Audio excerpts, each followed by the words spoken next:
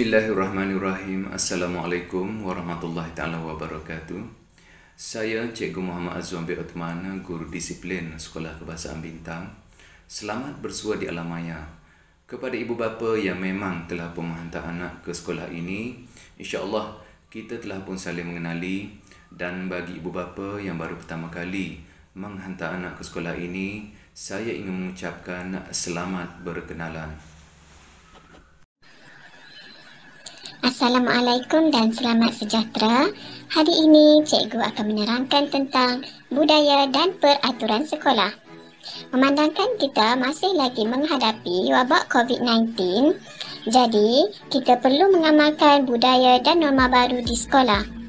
Antara budaya dan norma baru di sekolah yang pertama adalah memakai pelitup muka. Yang kedua, murid-murid perlulah mengambil suhu sebelum masuk ke kawasan sekolah.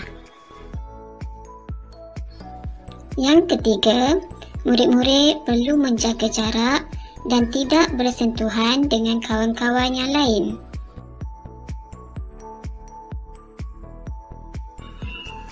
Seterusnya, yang keempat, tutup mulut apabila bersin. Yang kelima, murid-murid perlu kerap mencuci tangan supaya bersih. Dan akhir sekali, yang keenam, pastikan tidak menyentuh muka dengan tangan yang kotor. Apabila murid-murid sudah dapat hadir ke sekolah nanti, terdapat juga beberapa peraturan asas di sekolah. Antara beberapa peraturan asas sekolah, berpakaian lengkap, berkelakuan baik, datang ke sekolah awal waktu, tidak membuang sampah merata-rata, tidak bermain di kaki lima, tidak keluar kelas tanpa izin guru, dan maklum sekiranya tidak dapat hadir. Selamat belajar. Baiklah, sekarang kita akan belajar berkenaan dengan adab-adab belajar di dalam kelas.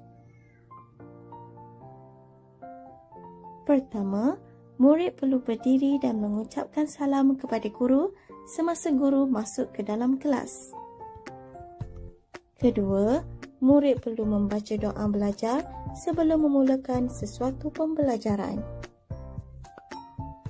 Adab ketiga, murid perlu meminta kebenaran guru apabila ingin tertandas atau keluar dari kelas. Keempat, murid perlu menggunakan isyarat angkat tangan apabila ingin bertanya soalan atau berkongsi pendapat dan idea sewaktu pembelajaran berlangsung.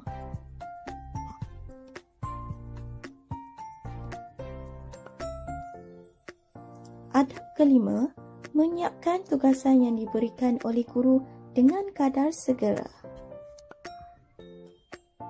Keenam, murid perlu menyemak hasil kerja sebelum diserahkan kepada guru. Ketujuh, murid perlu memastikan kelengkapan alat tulis lengkap dan mencukupi. Adab ke-8, murid perlu menjaga kebersihan kelas bersama-sama supaya kelas sentiasa bersih dan murid selesa untuk belajar. Kesembilan, mengucapkan terima kasih kepada guru semasa guru keluar dari kelas. Dan yang ke-10, menjaga ucapan dan bercakap dengan sopan kepada semua guru dan rakan di dalam kelas. Adakah semua murid sudah faham dan jelas tentang adab di dalam kelas? Jika ya, anda bagus. Baiklah, sekarang ini kita lihat pula kepada amalan 3S dan terima kasih di sekolah. Baiklah murid-murid, apakah itu 3S? Jom sama-sama kita belajar. 3S ialah yang pertama, senyum.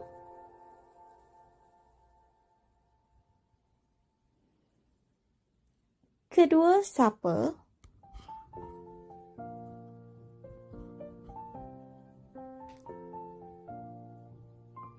Ketiga, salam.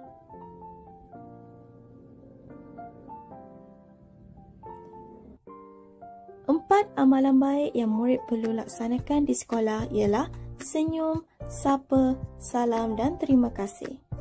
Antara kaedah pelaksanaan amalan 3S dan terima kasih di sekolah ialah apabila murid tiba di sekolah, murid akan disambut dengan senyuman daripada guru-guru dan pengawas bertugas.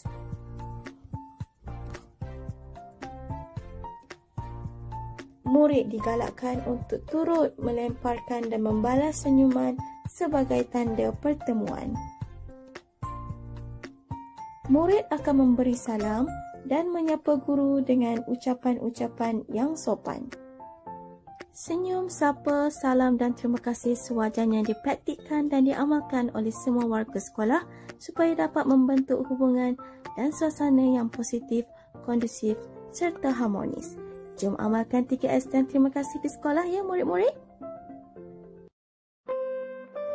Okey, tajuk yang seterusnya ialah etika pergaulan bersama rakan atau lebih dikenali sebagai tingkah laku dan adab sesama rakan. Murid-murid, kita mestilah menjaga adab di dalam pergaulan bersama rakan.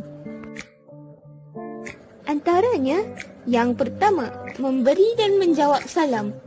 Memberi salam seperti Assalamualaikum dan jawabnya Waalaikumsalam. Yang kedua, bercakap dengan sopan dan lemah lembut. Janganlah kita bercakap kasar dengan rakan kita. Yang ketiga pula ialah bercakap menggunakan bahasa yang baik. Murid-murid, kita tidak perlu tengking atau berkasar ketika bercakap dengan rakan kita. Yang keempat pula, menolong rakan ketika susah. Hulurkanlah bantuan kepada mereka dan ringankan beban. Yang seterusnya pula ialah jujur dan ikhlas dengan rakan. Kita tidak perlu berbohong kepada mereka. Yang ketujuh pula ialah jangan bergaduh dengan rakan. Kita hendaklah sentiasa berbaik dengan rakan kita. Yang ke-8 pula ialah bertanya khabar dengan rakan. Murid-murid, kita hendaklah sentiasa bertanya khabar dengan rakan sama ada dia